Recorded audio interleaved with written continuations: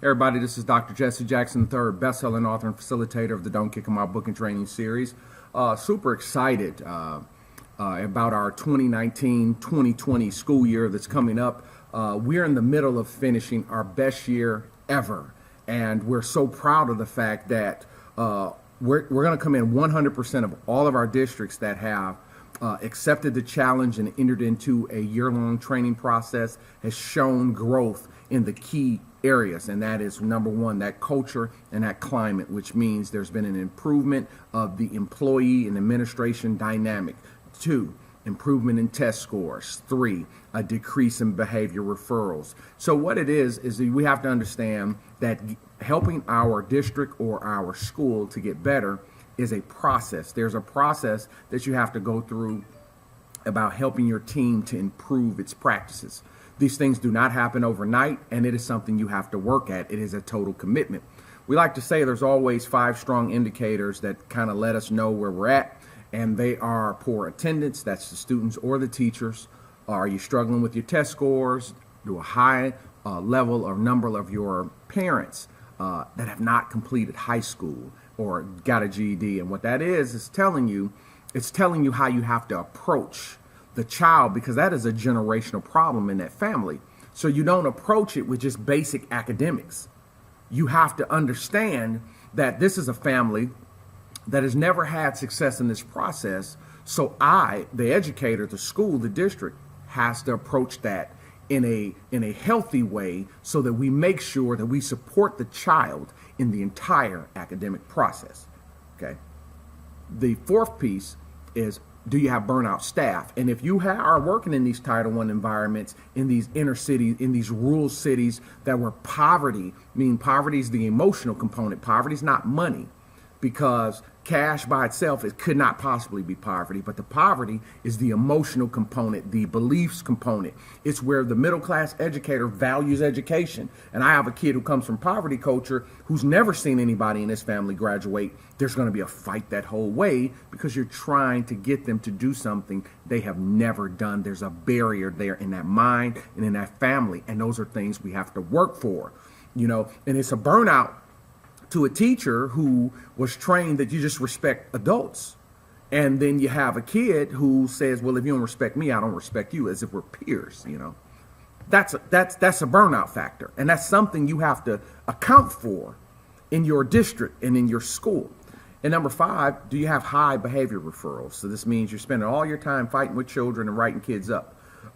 One thing I like for schools and districts to do is to highlight people who write folks up a lot.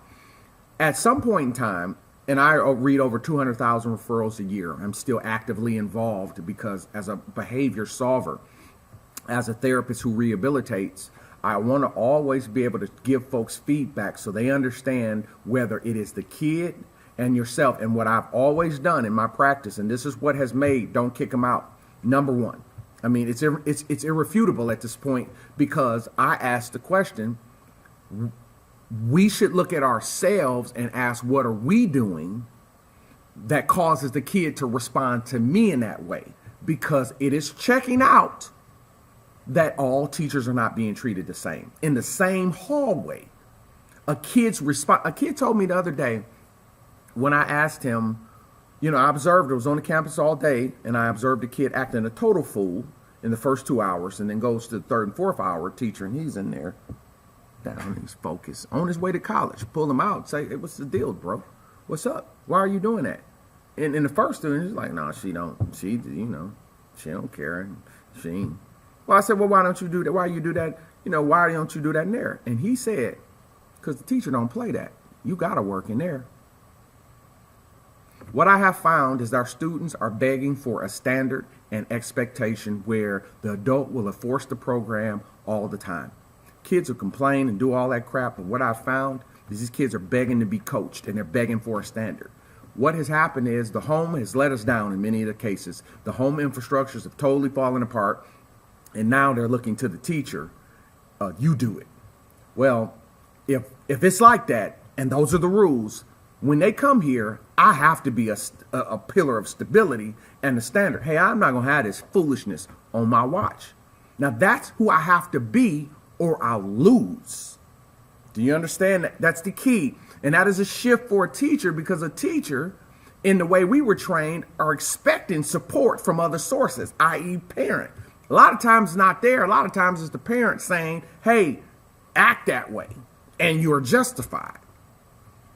Always remember, in the trauma zone, major factor that'll always give us the big deal, and we know what the traumas are that I continue to teach about, is death of a loved one, abusive families, financial hardship, molestation, drug use and abuse, mental illness, incarceration of a family member, educational failure. That means no one, educational neglect at a very early age. And this is why we're seeing our kindergarten programs on fire all over the world. I mean, on fire. I'll give you an example. 2 situations that I've had in my life this week, kindergarten, and I got a referral for them. Teacher didn't know what to do. School didn't know what to do. A 5-year-old urinates on the playground. They want him suspended for 3 days. Okay, 5-year-old. Now, once again, obviously, I'm not having no foolishness. But we can all agree that something in our mind tells us that kid needs to be taught. I think that 99% of everyone watching me now would say, okay, that's got to be some instruction involved in that. Going home for 3 days. I just couldn't see how that's the solution to that problem. You can punish them and do all fine. Going home, because that's teaching. They don't know. That's laziness. I don't want to go to the bathroom. It's way over there. Because I've seen that before. So there's a teaching that has to take place with where I'm at. Then you have some deviant behavior where I have another 5-year-old class where the boys urinate on each other. So one boy urinates on another boy. Now what am I doing with that? Now we got to do something, because this ain't going right. So we're like, okay, what were you doing? And this is how little 5-year-olds are playing that are unsupervised. So this is us in our head that are thinking that 5-year-olds govern themselves. Now I'm going to do something about that, because that's not going to happen. Okay, I'm going to get a parent. No, there needs to be some training at the house. That's not how we don't do things. I'm going to get that parent involved in there. At the same time, how do I help myself on my end? The school, supervision. What am I thinking? 5-year-old boys are going to follow through in the bathroom? They're being untrained boys. Key, untrained.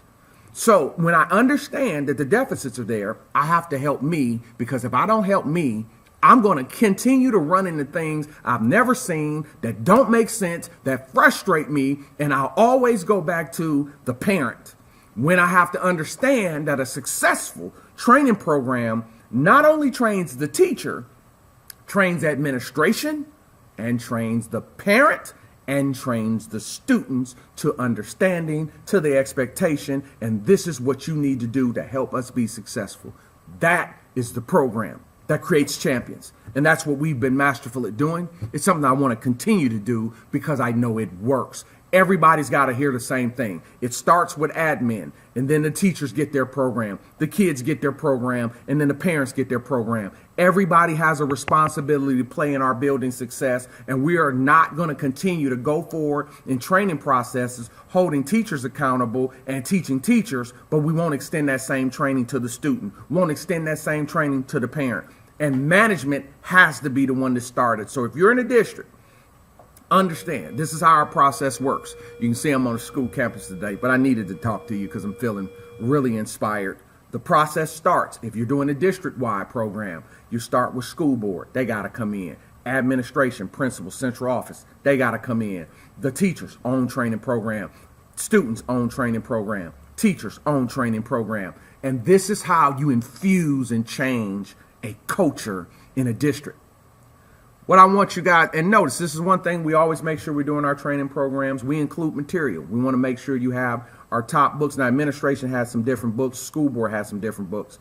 But we include our Don't Kick 'Em Out, which is the top seller. Over 60,000 copies have been sold. And I, like I said, I've received the best feedback on that book because it's real life, and it is from a guy who's a juvenile therapist that rehabilitates. So I brought real life behavior. I didn't bring that theory. I didn't bring that stuff that folks are doing. I brought it in a facility where kids violate staff, hurt staff, beat staff up, punch staff? How do you rehabilitate a child that has murdered someone, but now they're in your facility? Because you got to get them to understand why and how to change. So rehabilitation and changing behavior is an art. It is a skill. It is not like teaching and learning. I got people out here that are trying to bring teaching theology to behavior.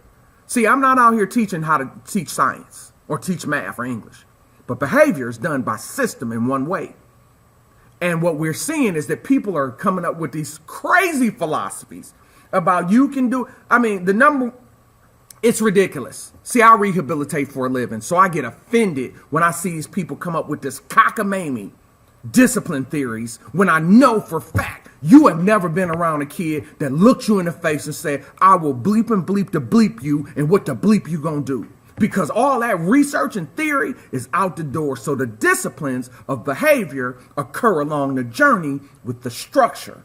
And when you don't have the structure of discipline and reinforcement and everyone doing the same thing, that's how it escalates. That's how we get there. That's why our program's number one. It's real time. It's reality. It's what we're dealing with. It is exactly what we need to do to make the situation better moving forward, not temporarily. Moving forward. All staff gets books in the program. Suspension is no longer an option. And then closing the relationship gap. How to manage and improve relationships with difficult students. I think it's pound for pound the best program that changes cultures in the country because it does things the right way. So if you notice it's something that you need, by all means, please personally reach out to us. It's something that we want to hear. And if you know for sure that we can help you, I'd be happy to do it. I am personally, myself, reviewing all referrals that come in. So that means you would talk to me because obviously we are overbooked right now. So I want to make sure that everyone who comes in our program can make it and will be successful and will follow through. So, if we could help you, as always reach out. We're going to do the best we can to help as many as we can, but we know we're going to have a full house for 2020. So that means act early, act quick. Really appreciate you. This is Dr. Jackson. I'll see you next time. Thanks. Go.